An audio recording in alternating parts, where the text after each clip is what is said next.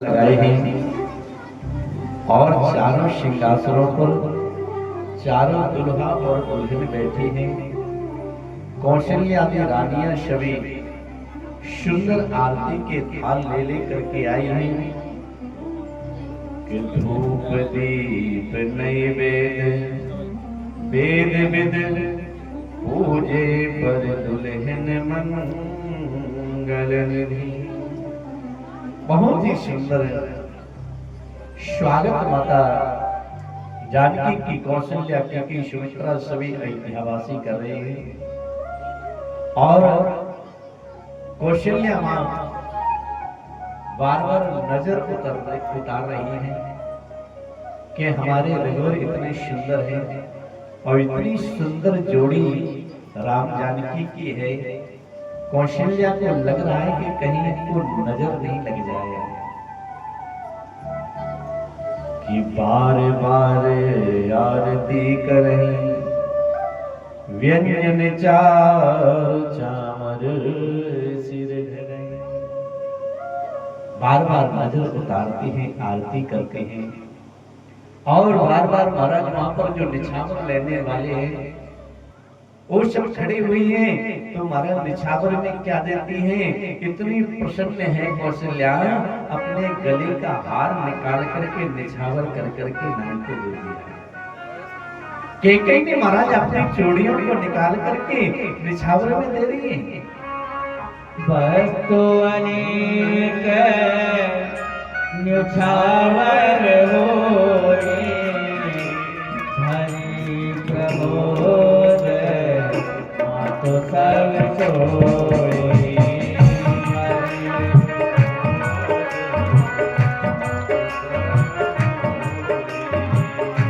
पावा परम तत्व जन जोगे, पावा परम तत्व जन जोगे, अमृत रहे हो संकट रोगे, अमृत रहे हो संकट रोगे।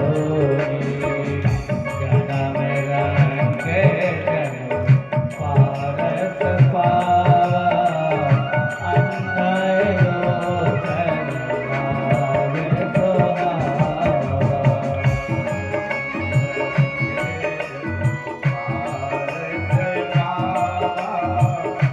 अन्नय लोचन नाम सुहावा।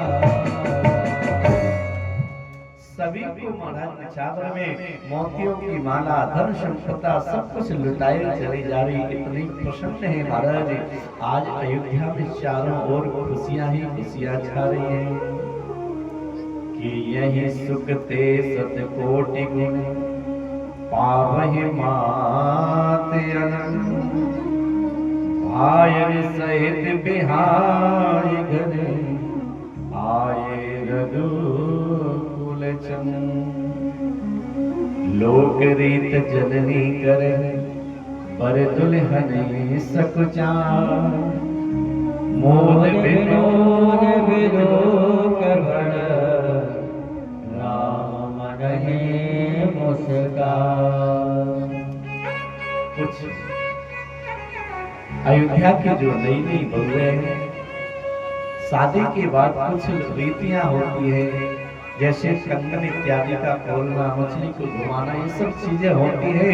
अब बार बार जानकी जी सकुचा रहे हैं, राम जी मन ही मन मुस्कुरा रहे हैं। लोग बात प्रमोद विनोद करते जा रहे हैं, अनेकों प्रकार की खुशियों से युक्त हैं।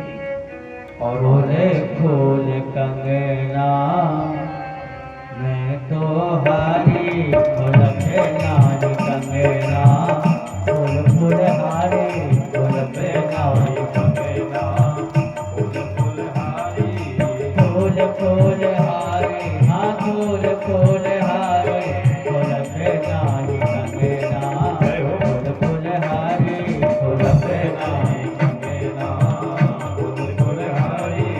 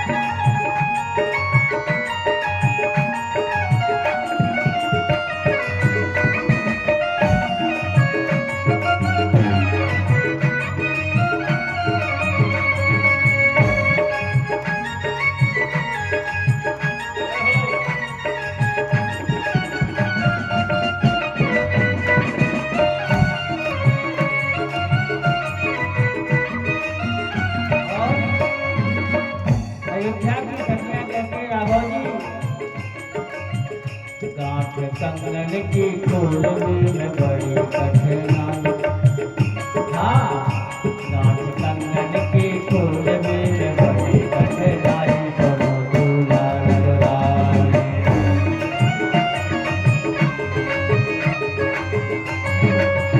नाच कंगन की खोलने में बड़ी कठिनाई, सुनो दूल्हा रघुराई। बड़ी कठिनाई सुनो दूल्हा रघुराई। मंगल कांत वरदान है तुम बोल मनोहर जान, जय मान सबका हो पाए तुम रघुदूत सबकाई। गान कंगन की खोलने में बड़ी कठिनाई, सुनो दूल्हा रघुराई।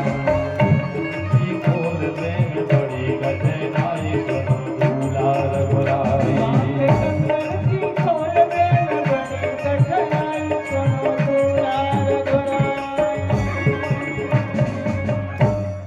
जय जय श्री श्री देव पितर पूजे विदनी के, पूजे सकल वासना। सभी अपने देवताओं की और पितरों की पूजा कराइए, क्योंकि हमारे घर में जब किसी बच्चे का जन्म होता है या कोई नई बहू आती है तो सबसे ज्यादा प्रसन्नता हमारे पूर्वजों की होती है। हमारे जो पूर्वज होते हैं उनको अति प्रसन्नता होती है। आज महाराज चारा दूल्हा चारा दुल्हन सभी रीति रिवाजों को करते हुए और सभी ने आज विश्वामित्र जी महाराज के चरणों में राजा दशरथ कौशल्या ने प्रणाम किया है कि बहुविध कीन गादि सुत पूजा, नाथ मोहि सम धन्य न दूजा। विश्वामित्र जी की पूजा करते हैं, बार बार चरणों में प्रणाम करते हैं कि आज हमारे से बड़ा धन्य इस दुनिया में कोई नहीं। महाराज आपने हमारा इतना बड़ा कार्य कर दिया कि हमारे घर को मंगलों से भर दिया।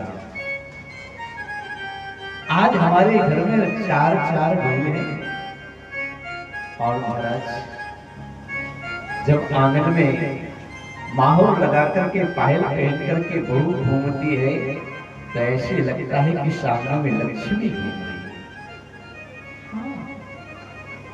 वो लक्ष्मी जैसी लगती है महाराज। दशरथ जी महाराज अपनी बहुओं का मुख नहीं उनके चरण देखते हैं कि आज साक्षात लक्ष्मी हमारी प्रांगण में घूम रही है। और महाराज देखो जब जीवन में कोई गुरु मिल जाता है ना तो कोई समस्या नहीं जाती। आज विश्वामित्र जी ने राम जी का विवाह करवाया तो दशरथ जी महाराज की खुशी का ठिकाना नहीं, उनको विदाई में बहुत कुछ दिया। लेकिन विश्वामित्र जी कहते हैं ये धन संपदा हमारे कोई काम की नहीं है दशरथ, हमारे काम के तो केवल राम है। और हमारा कितना बड़ा सौभाग्य कि मैंने अपनी आंखों से राम जानकी के दर्शन करे कि जन्म जन्म मुनि जतन करा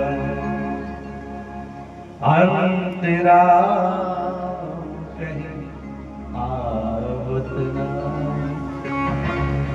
संत महापुरुष जन्म जन्मांतरों इस चीज के प्रयास में रहते हैं कि अंत समय में मेरे मुख से भगवान का नाम निकल जाए तो दशरथ मेरे से बड़ा भाग्यशाली कौन होगा कि मैंने तो अपनी आंखों से उस परब्रह्म परमात्मा के दर्शन कर लिए, उस परब्रह्म परमात्मा को मैंने दर्शन किए।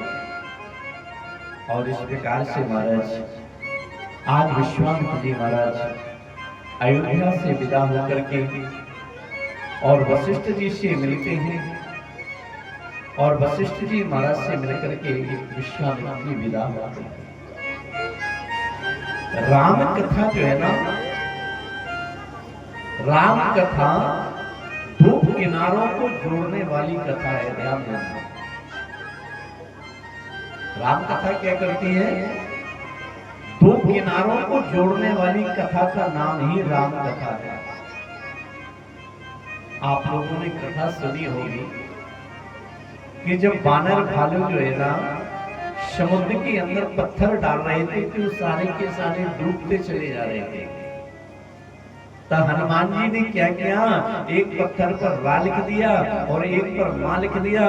तो महाराज रा और मां आपस में दो पत्थर जोड़ करके पुल का निर्माण होता चला गया। तो राम कथा जोड़ने का काम करती है, राम कथा कभी तोड़ने का काम नहीं करती है। और जो सच्चे राम के भक्त होते हैं वो समाज को कभी तोड़ नहीं सकते हैं, वो हमेशा जोड़ने का प्रयास करते हैं। अगर सच्चे मायने में हम राम के उपासक हैं तो राम ने कभी भी भेदभाव नहीं किया है। राम महाराज सबरी के गरजूते वेर भी खाते हैं और निषाद राजगुरु को अपना मित्र बनाते हैं, केवट को गले से लगाते हैं। तो राम कभी जो है ना तोड़ने का काम नहीं करते हैं, राम कथा हमेशा समाज को जोड़ने का काम करती है। इसलिए जीवन में राम के लिए कहा गया है वेदों में, रामो विग्रहवान धर्मः, राम कोई और नहीं है, राम साक्षात धर्म की मूर्ति है। इसलिए मेरे राम की इतनी महिमा है। सज्जनों, राम जी विवाहित के आए हैं। तुलसी जी महाराज अपनी वाणी में कहते हैं कि जब से राम जी विवाह होकर के आए हैं अयोध्या में नित्य आनंद हो रहा है। आइए हम सब लोग अयोध्या कांड की ओर बढ़ते हैं। रामायण में 7 कांड हैं और 7 ही दिन होते हैं। 7 दिन में ही प्रत्येक जीव का जन्म होता है और 7 दिन के अंदर ही हमको आपको दुनिया छोड़नी पड़ती है। संगीत में 7 ही सुर होते हैं। इस 7 का बड़ा महत्व है। तुलसी बाबा ने 7 कांडों में रामायण को लिखा। पहला कांड कौन सा है? बालकांड। बालकांड का मतलब है बचपन। जिसने अपना बचपन नहीं बनाया उसकी जवानी बिगड़ जाती है, और जिसने अपनी जवानी को नहीं संभाला तो उसका बुढ़ापा बिगड़ जाता है। तो अयोध्या कांड का मतलब है जवानी। जब व्यक्ति जवान होता है तो उसको बुद्धि और विवेक से काम लेना चाहिए। अयोध्या कांड में हम सब प्रवेश करते हैं। एक बार दोनों हाथ जोड़ करके भगवान भोलेनाथ का ध्यान करते हैं। यस्यांके च विभाति भूदर्शिका देवापगा मस्तके भाले बाल विदुर गले च गरलम यशोरसी व्यालरा सोयम भूति विभूषणा सुरबला सर्वाधिपा शर्वदा सर्वा सर्वगता शिवा ससिनिवा श्री शंकरा।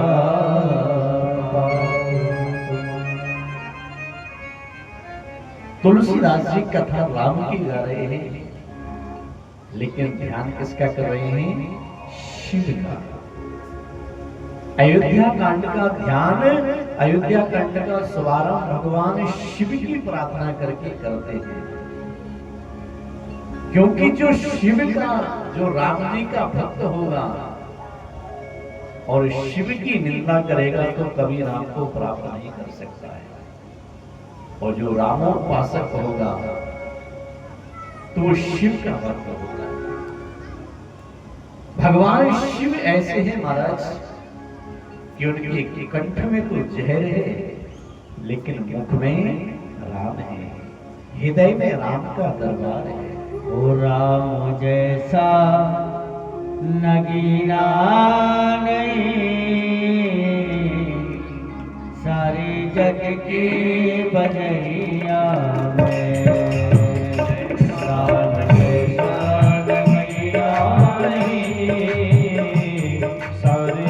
की बजरिया में राम जैसा नगीना नहीं सारे जग की बजरिया में। राम जैसा नगीना नहीं सारे जग की बजरिया में। नीलमणि भी बढ़ाओगी मैं अपने मन की मुदरिया में। नीलमणि भी बढ़ाओगी मैं अपने मन की मुदरिया में।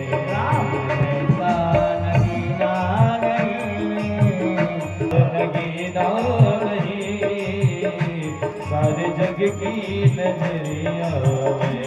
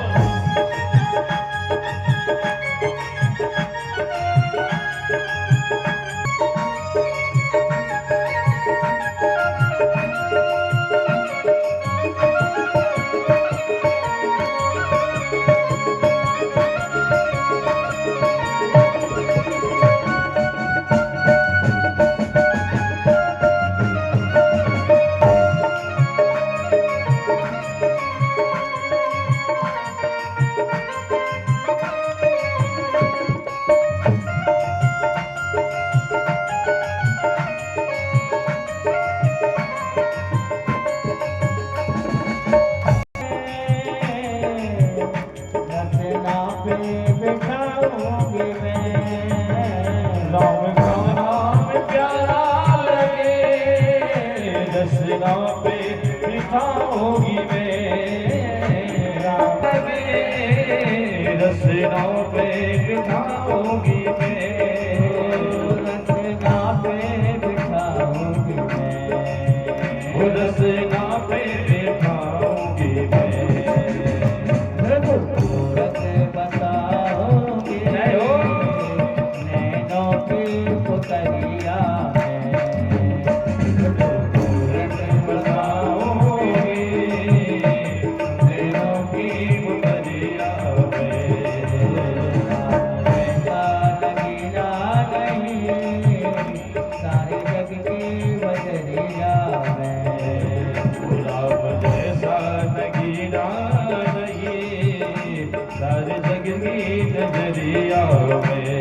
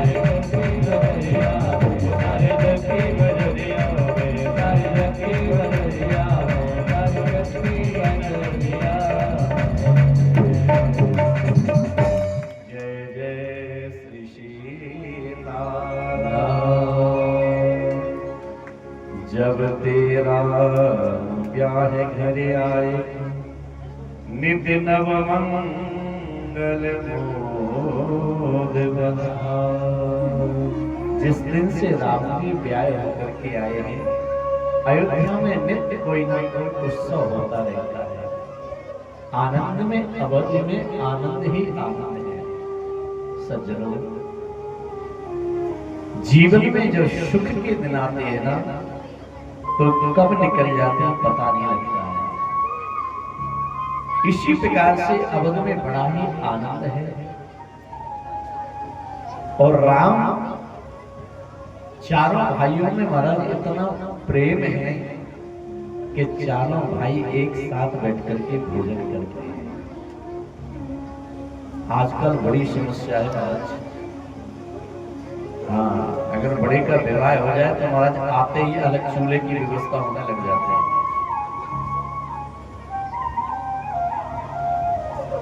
घर के अंदर अलग चूल्हे की व्यवस्था होने लग जाती है। लेकिन शास्त्र कहता है,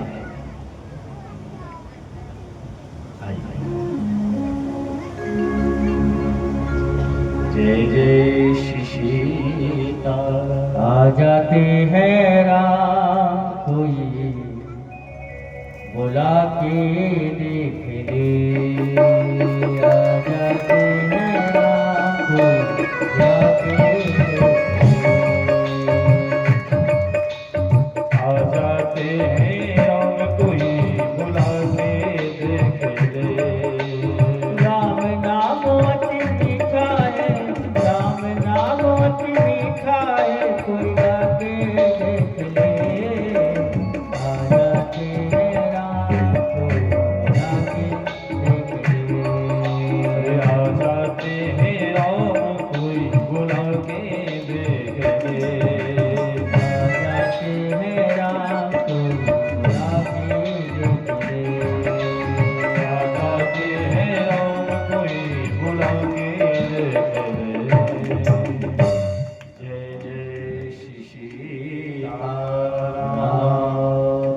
अयोध्या में बड़ा ही आनंद है। और महाराज इसी आनंद के बीच में माता सीता से इतना सभी को प्रेम हो गया। कौशल्या दशरथ जब तक एक झलक जानकी की देख नहीं लेती, उनको चैन नहीं करता है। और आज महाराज जानकी जी ने अपने हाथों से भोजन प्रसाद बनाया और भोजन बना करके भगवान को भोग लगाया। और भोग लगाने के बाद सबसे पहले दशरथ जी महाराज को भोजन करोगे। और जब बहू के हाथ का ससुर जी भोजन करते हैं तो महाराज बड़े आनंद की अनुभूति होती है। एक बात बताऊं, पत्नी कितना ही अच्छा भोजन बनाती रहे, लेकिन बहुत कम पति ऐसे होते हैं जो तारीफ करेगा।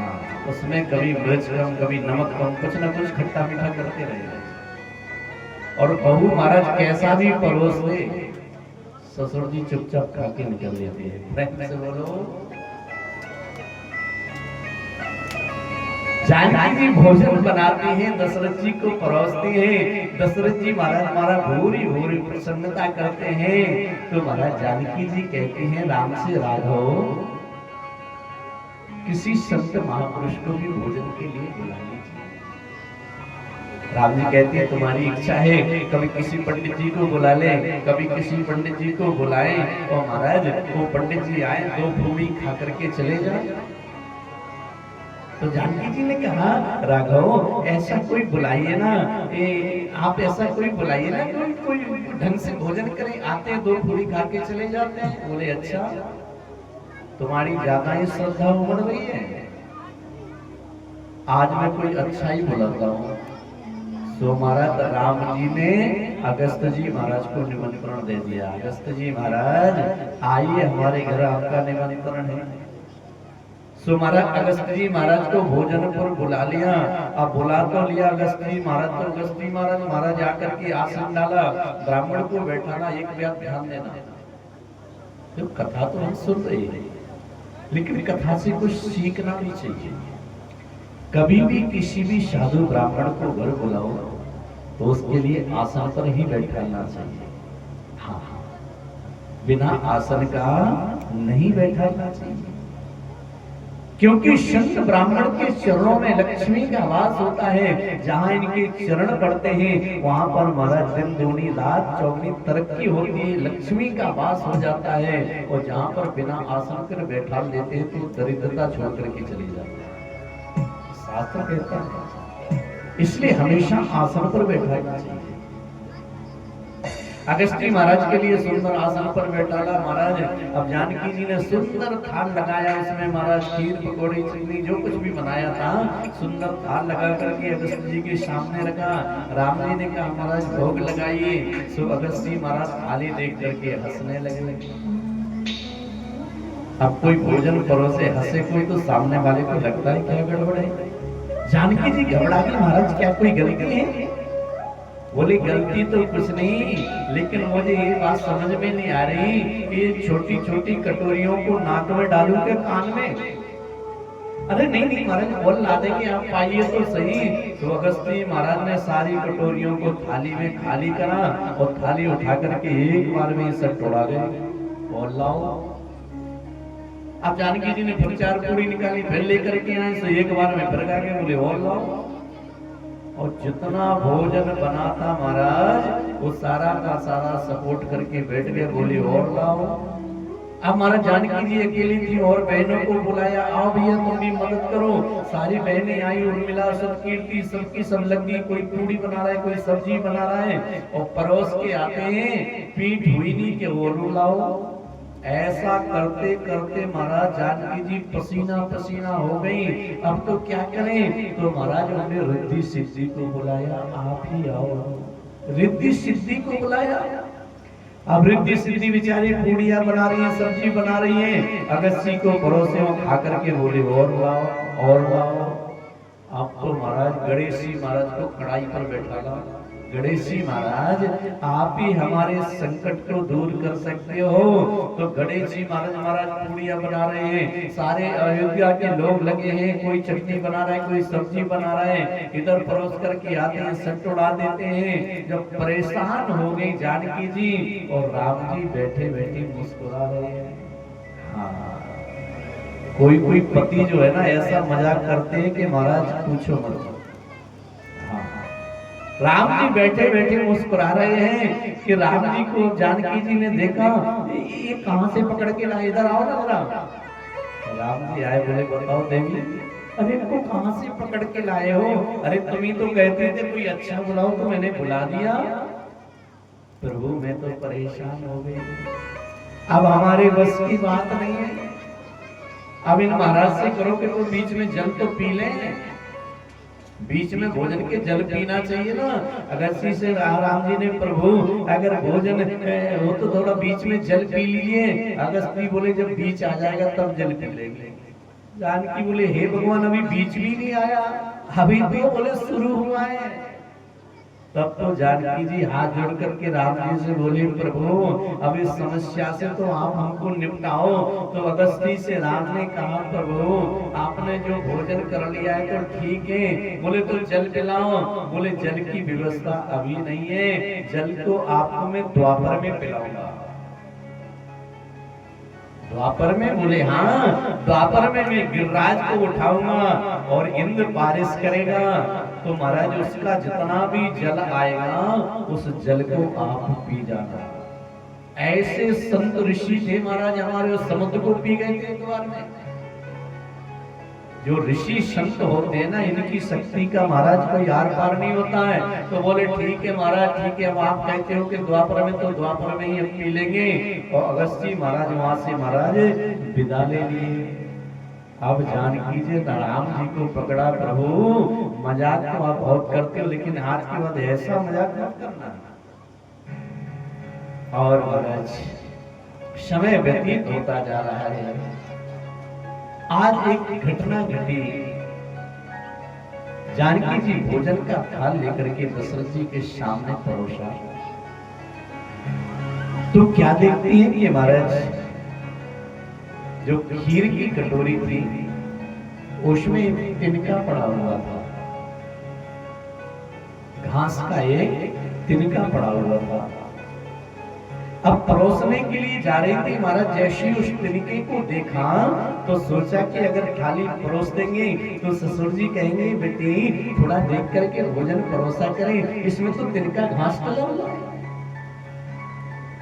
तो जानकी जी ने महाराज उस तिनको जैसे ही देखा, कौन सी दृष्टि से महाराज, महाकाली की दृष्टि से जैसे उस तिनके को देखा कि क्षण भर के अंदर तिनका जल करके राख हो गया।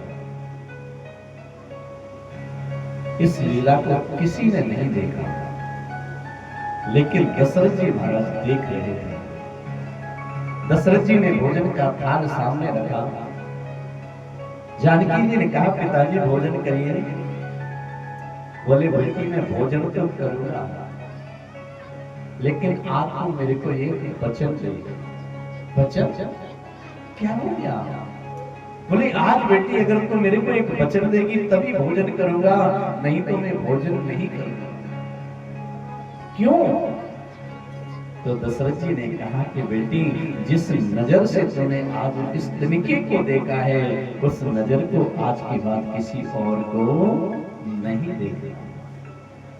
आप लोगों ने रामायण में देखा होगा, जब जानकी जी अशोक वाटिका में थी तो वो रावण के सामने जब खड़ी होती थी तृण हाथ में ले लेती थी कि तृण धर ओट कहत बेरे, सुनहो अवधपति परम सनेही।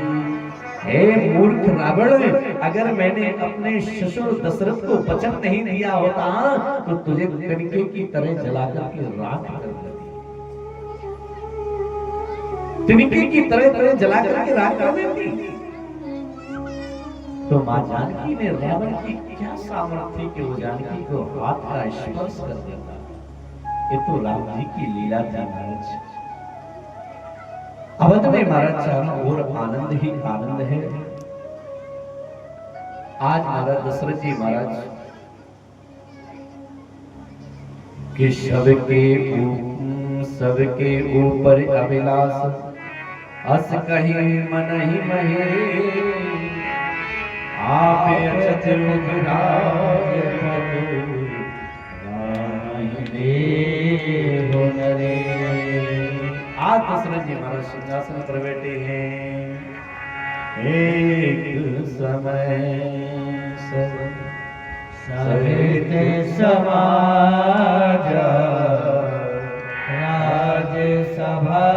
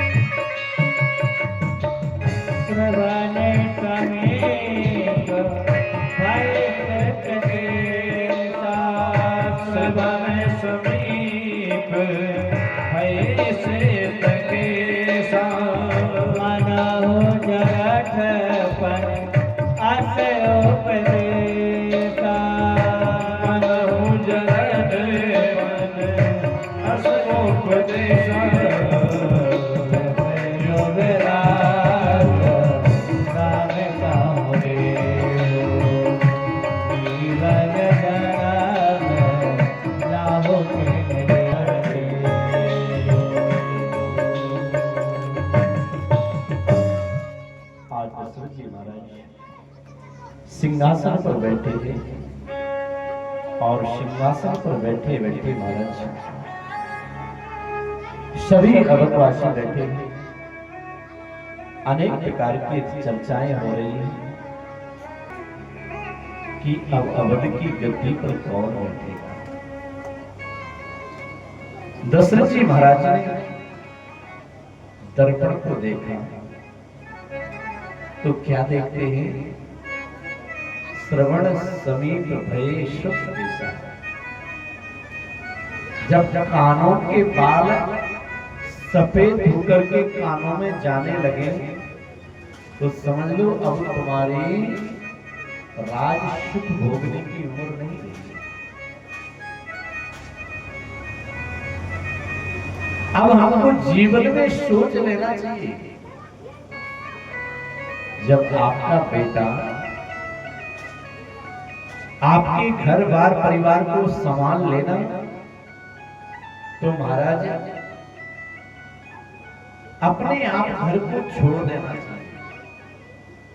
लेकिन होता क्या है, हम लोग इतने समझदार बनते हैं कि धक्का मारते रहे बेटा बहू फिर भी हम चाबी नहीं छोड़ते।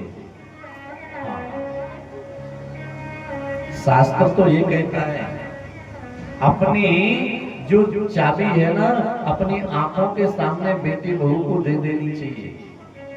अरे अपनी आंखों से देख तो लोगे कि बर्बाद कर रहे हैं कि बना रहे हैं।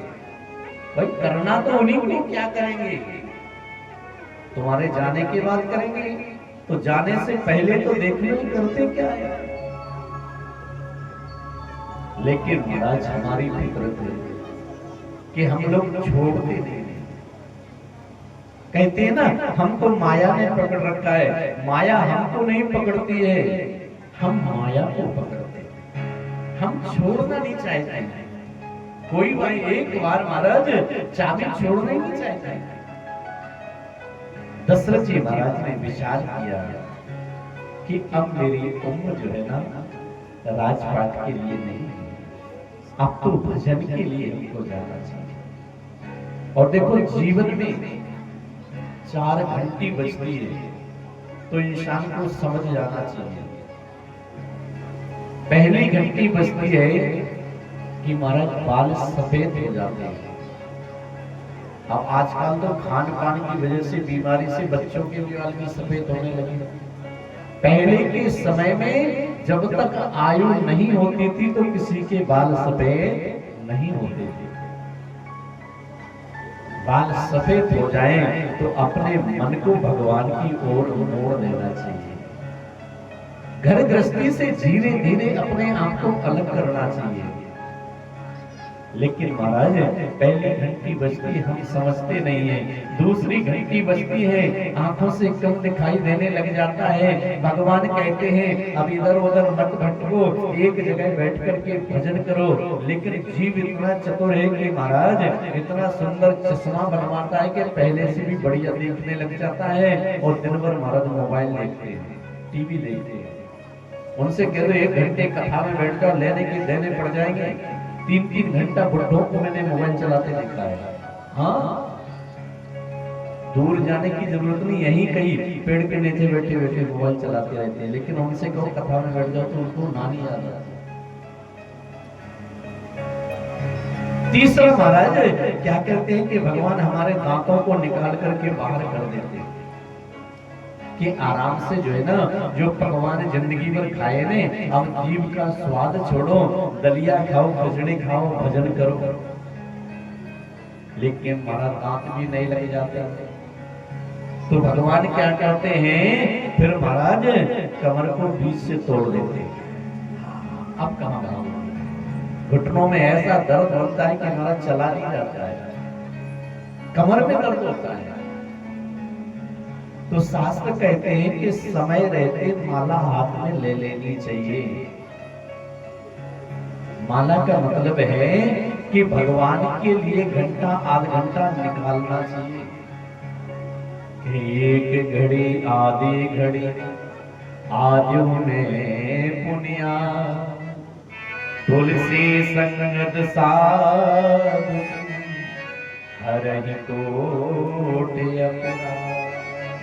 घंटा 2 घंटा 3 घंटा जितना आपका मन लगे एकांत में बैठ कर के भगवान का स्मरण करना चाहिए। आपने अगर किसी से गुरु दीक्षा ले रखी है तो उसका मंत्र का जाप करिए।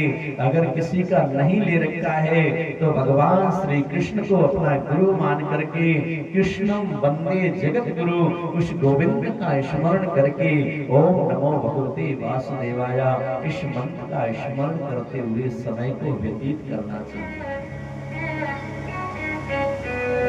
समय को व्यतीत करना चाहिए, क्योंकि जो भगवान का नाम है महाराज यही तुम्हारे साथ जाएगा।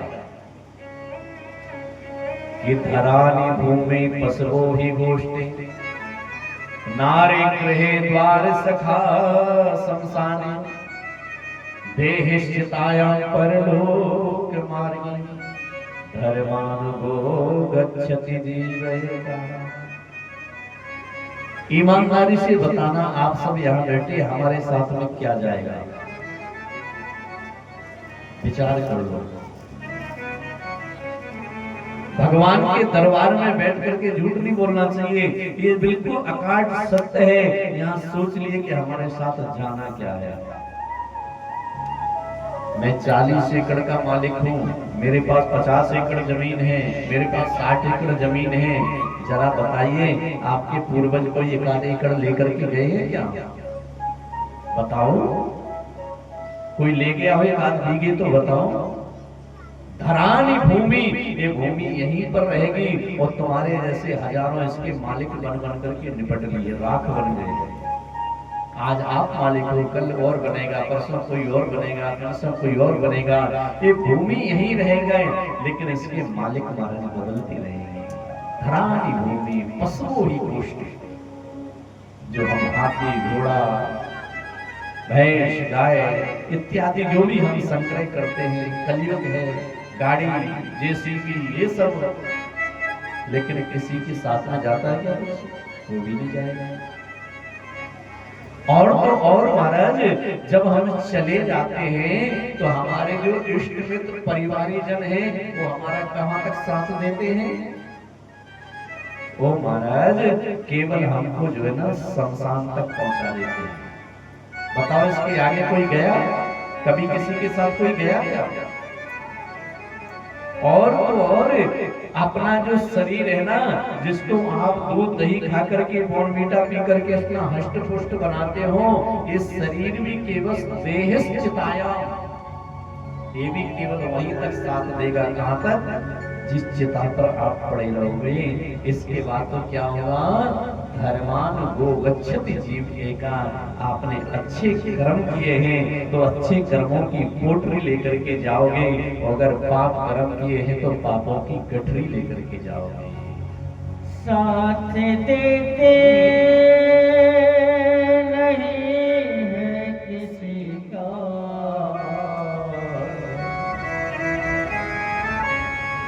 साथ देते नहीं है किसी का,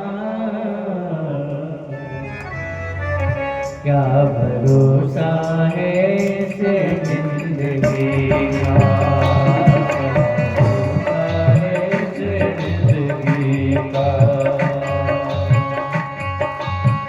वो साथ देती नहीं है किसी का, साथ देती नहीं है किसी का, क्या भरोसा है इस जिंदगी का, क्या भरोसा है इस जिंदगी का, क्या भरोसा है इस जिंदगी का।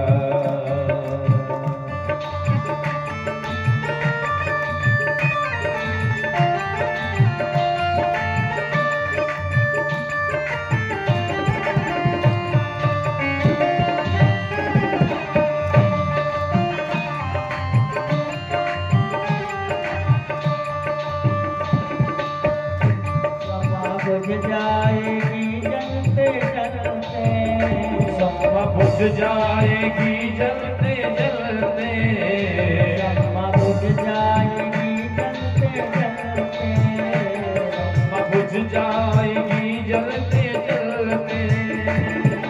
बुझ जाएगी चलते चलते, क्षमा बुझ जाएगी जलते जलते, दम निकल जाएगा, दम निकल जाएगा, दम निकल जाएगा रोशनी का।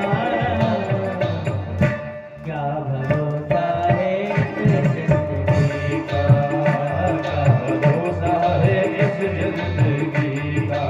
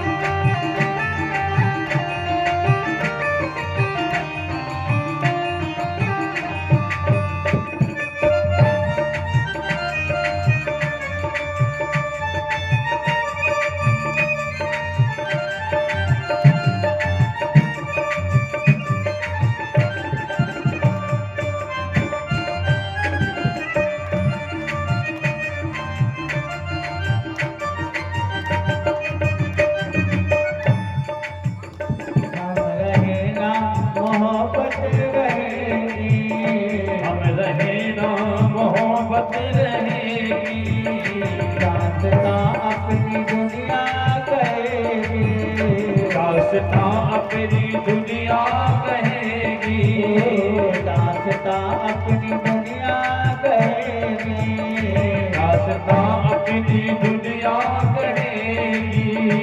नाम रह जाएगा, नाम रह जाएगा, नाम रह जाएगा जिनका। क्या भरोसा है जिंदगी का, क्या भरोसा है इस जिंदगी का। साथ देती नहीं है किसी का, साथ देती नहीं है किसी का।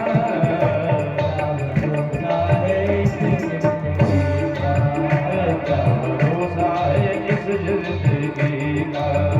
क्या भरोसा है जिंदगी का। क्या भरोसा है इस जिंदगी का।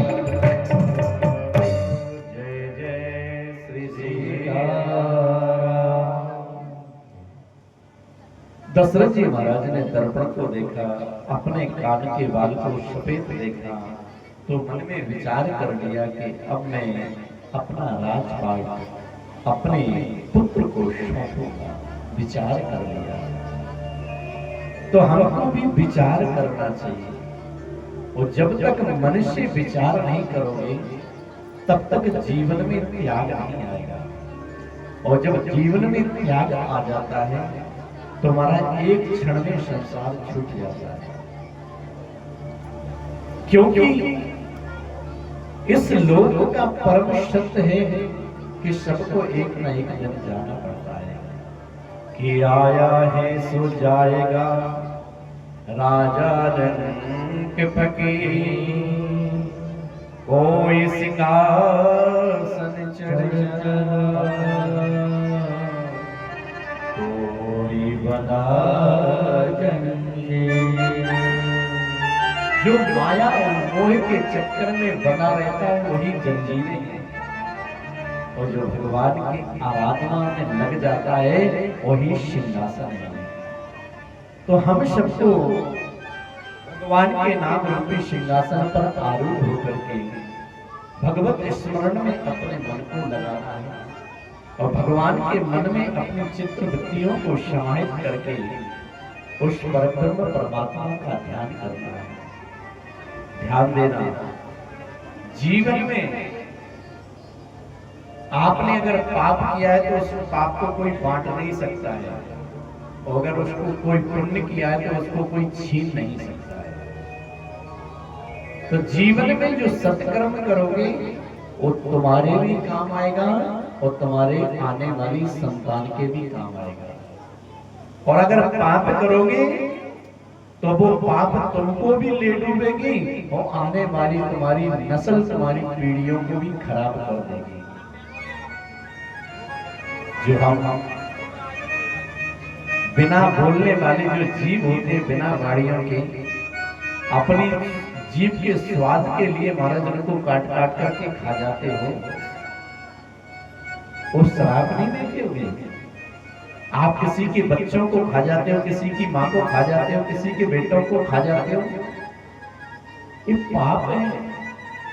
इसलिए विशुद्ध वैष्णव बनो, और विशुद्ध वैष्णव के लिए बनने के लिए महाराज अपने जीव के स्वाद को त्यागो।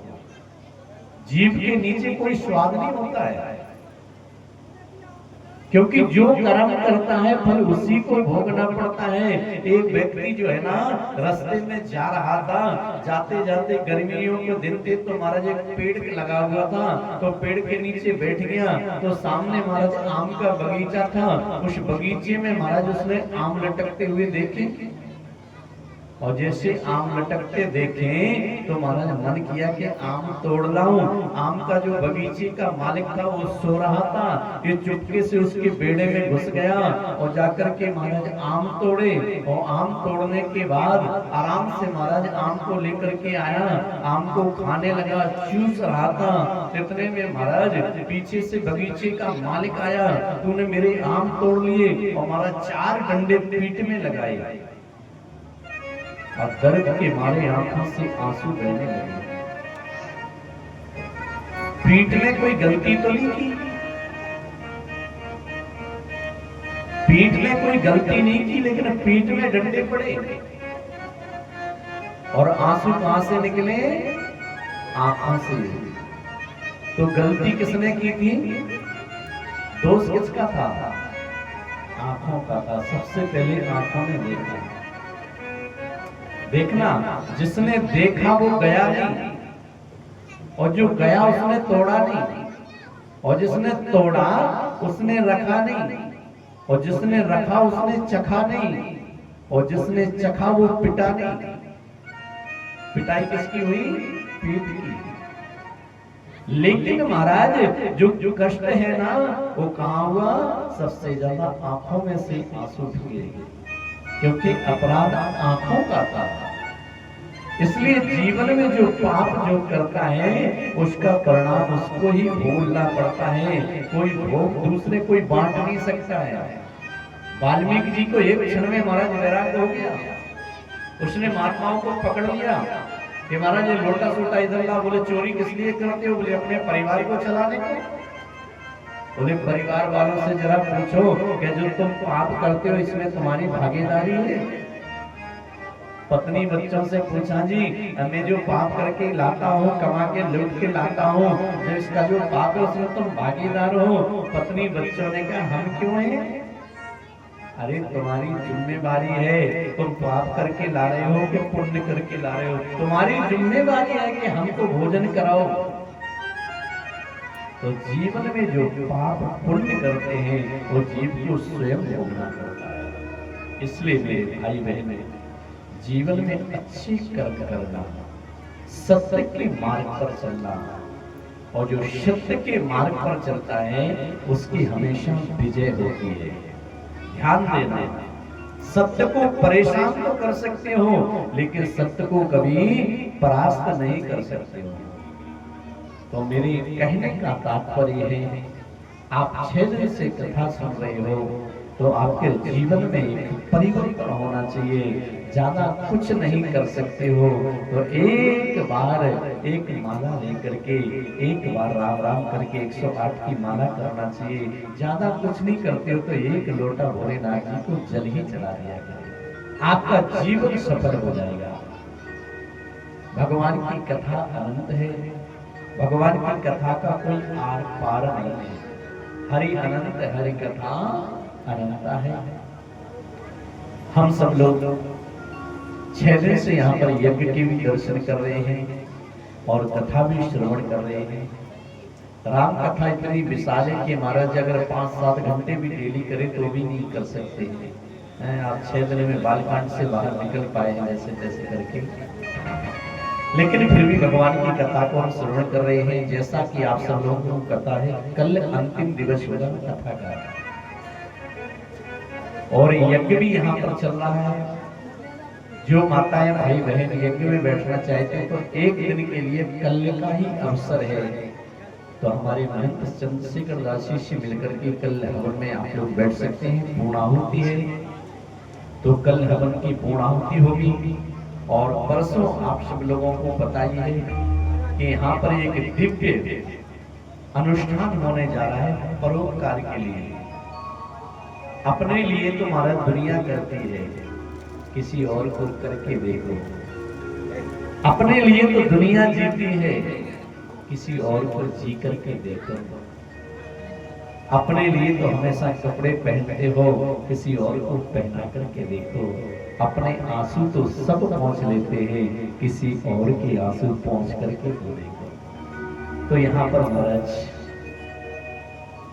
कुछ बेटियों का विवाह 28 तारीख को होगा, और शास्त्र कहते हैं कि दुनिया में जितने भी दान हैं उन सभी दानों में सर्वोपरि अगर कोई दान है तो वो कन्यादान है।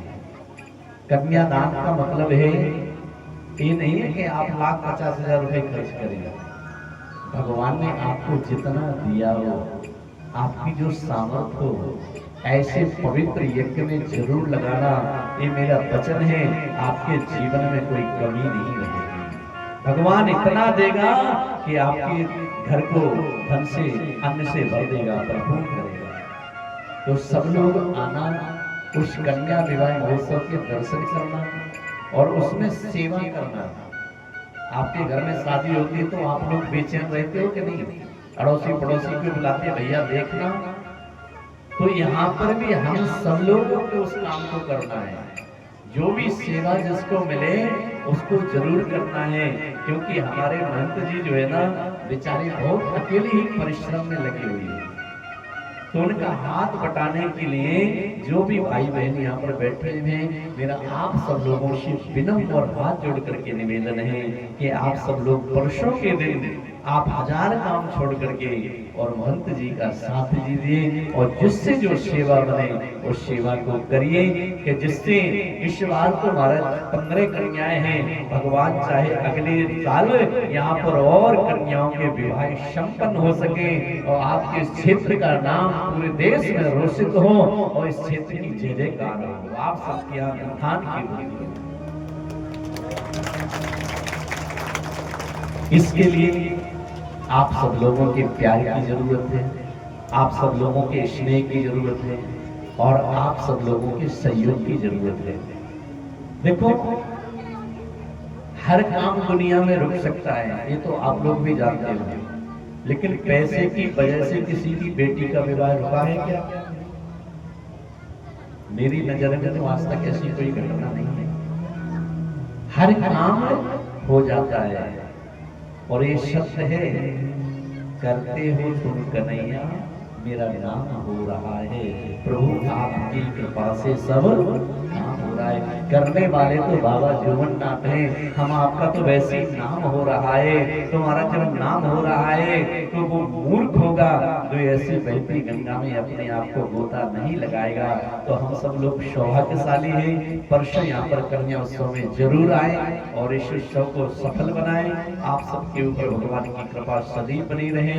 जय जय श्री राधे श्याम। आइए 2 मिनट भगवान नाम, इसके बाद हम लोग आरती की ओर चलते हैं। श्री भक्त हरे श्याम हरे श्याम, श्री राम हरे श्री राम हरे श्याम श्री हरे, श्री राम गौड़ी प्रणाम श्री हरे, हेलो हेलो श्री राम श्री हरे। श्री भक्त मीठी मीठी तालियों के द्वारा भगवान के नाम का संकीर्तन करेंगे। हो सके तो आप लोग खड़े हो जाओ सभी लोग ना। इसके बाद आप लोग आरती प्रसाद लेकर अपने घर को जाएंगे। बोल बांके बिहारी लाल की। हम हो गए जनक दुलारी के,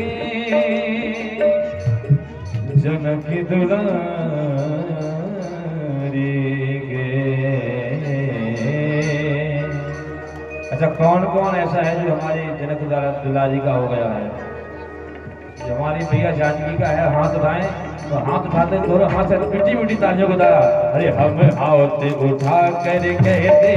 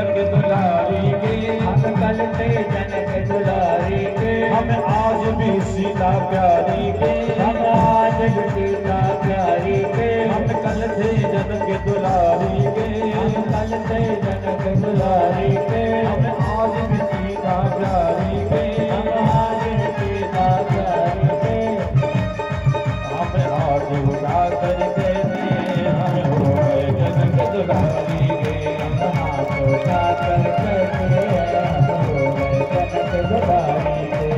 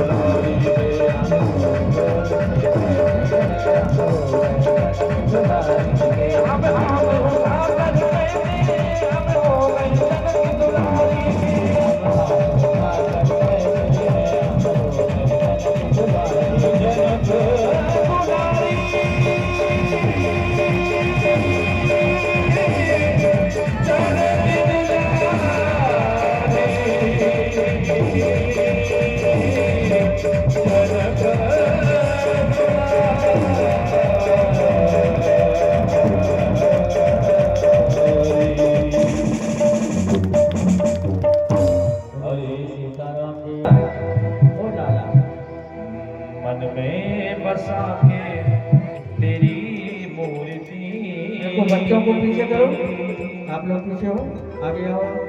उतारूं मैं भगवन तेरी आरती,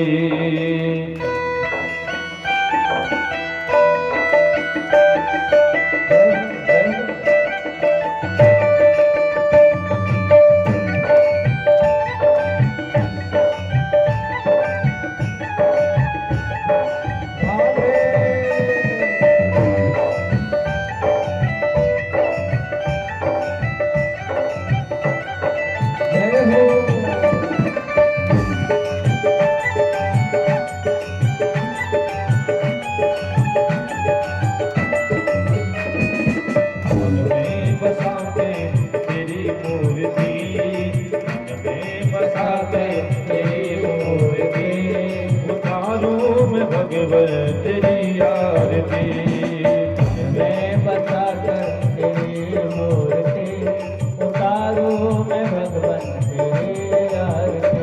तेरी आरती हाँ तेरी आरती, तेरी आरती हाँ तेरी आरती, तेरी आरती हाँ तेरी आरती, तेरी आरती हाँ तेरी आरती।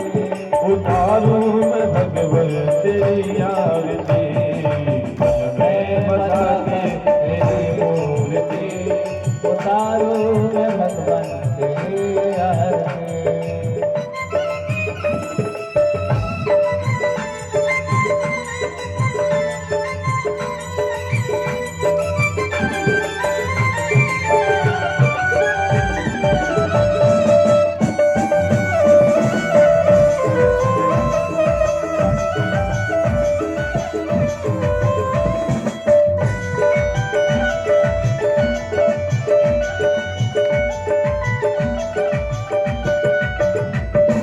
करुण करो कष्ट हरो ज्ञान दो भगवन, अब फंसी नाव मेरी तार दो भगवन। करुण करो कष्ट हरो ज्ञान दो भगवन, भव फंसी नाव मेरी तार दो भगवन। दर्द की दवा तुम्हारे पास है, दर्द की दवा तुम्हारे पास है, वो जिंदगी दया की है भीख मांगती। मैं बता कर तेरी मूर्ति उतारूं मैं भगवन तेरी आरती।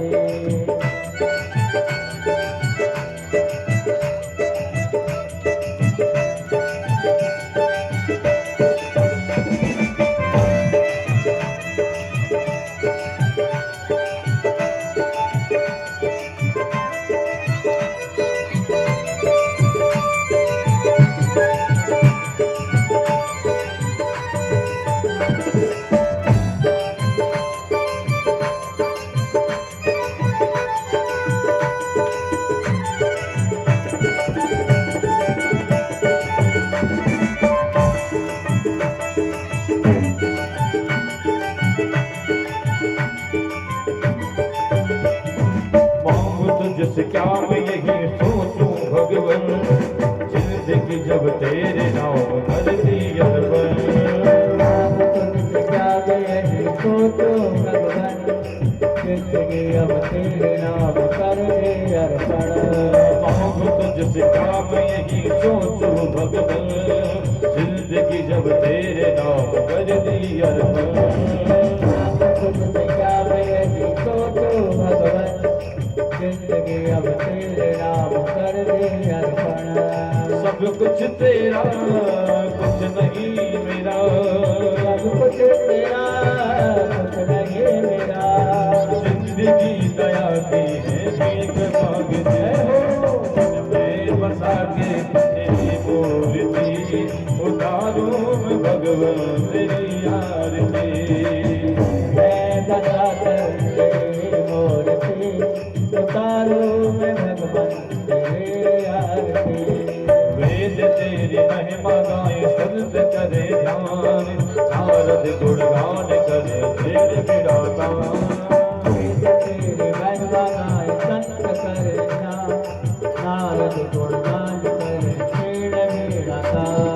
भक्त तेरे द्वार करते हैं पुकार, तेरी रात करती है पुकार। प्यास दास तेरी गाय आरती, मन में बसाओगे तेरी मूर्ति, मन में बसाओगे तेरी मूर्ति, उदारों में भगवान तेरी आरती, उतारू में भगवान तेरी आरती, उदारों में भगवान तेरी आरती, उतारू में भगवान तेरी आरती, उदारों में भगवान तेरी आरती, उतारू में भगवान तेरी आरती। पूर्ण गौरव राम राम दार दार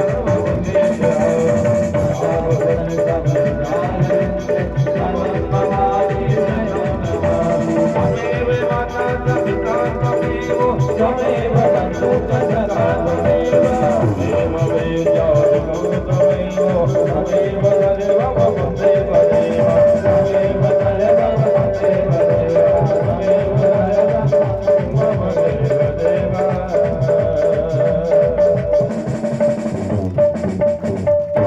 आसनं समर्पयामि जलेन शीतलीकरणं पुष्पैरेवाभिवन्दनं। हरिः ओं। चन्द्रमा मनसो जातशिक्षोः सूर्यो अजायत श्रोत्रादाय च प्राणस्य मुखात् निरजायतः। जदने निजतमय जन्तदेवास्तानि धर्माणि वर्तमान्यासन्नादिहनाकं महिमानः। सचन्द्र चतुर्पूर्वेशाद्याः सन्ति देवाः। हरिः ओं दाशरथाय विद्महे जानकीवल्लभाय धीमहि तन्नो रामः प्रचोदयात्। जनकात्मजायै च विद्महे रामप्रियायै च धीमहि तन्नो श्रीसीता प्रचोदयात्। अंजनीनन्दनाय विद्महे पवनपुत्राय धीमहि तन्नो हनुमत् प्रचोदयात्। नीलाञ्चलनिवासाय नित्याय परमात्मने सुभद्रा प्राणनाथाय जगन्नाथाय मङ्गलम्। नानासुगन्धपुष्पाणि यथा कालोद्भवानि च पुष्पाञ्जलिर्मया दत्तो गृहाण परमेश्वरः। पुराणपुरुषोत्तमाय नमः। श्री सीतारामचन्द्र चरणकमलेभ्यो नमः। चरणकमलेषु प्रार्थनापूर्वकं मन्त्रपुष्पाञ्जलिं समर्पयामि।